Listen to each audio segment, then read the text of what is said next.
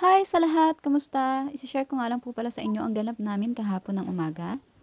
At eto nga po kung mapapansin nyo, kami rin mismo yung nagtatap ng mga pinamili namin. Dito nga po pala sa UK kapag ka nagsha-shopping ka, may dalawang option ka. Either pipila ka doon sa may cashier na siya mismo ang magtatap lahat ng mga pinamili mo, or itong ginagawa namin na self-checkout. Kaya nga naman po pagkasama namin ng mga batang mag-grocery ay self-checkout po talaga ang pinipili namin. Kagaya nito kung makikita nyo, nag-enjoy po talaga si Brianna. Feel na feel niya na cashier siya for today.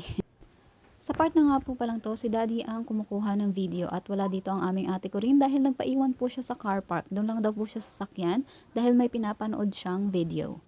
Mas dumadalas na nga po ang pagkakaroon niya ng sariling mundo. Feeling ko talaga malapit na kami sa teenage era.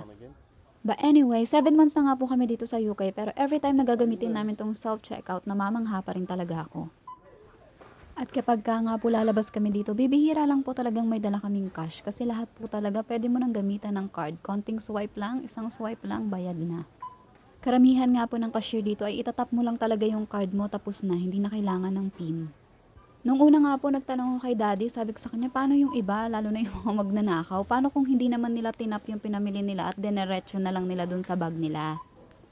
Ang sagot naman sa akin ni daddy, hindi mangyayari yun kasi nga pag ginawa mo yun, dinerecho mo dun yung pinamili mo sa mismong bag mo, mag-a-alarm agad yung monitor kasi madedetect yun ng table kung saan nakapatong yung mga pinamili mo kasi nagbago yung weight.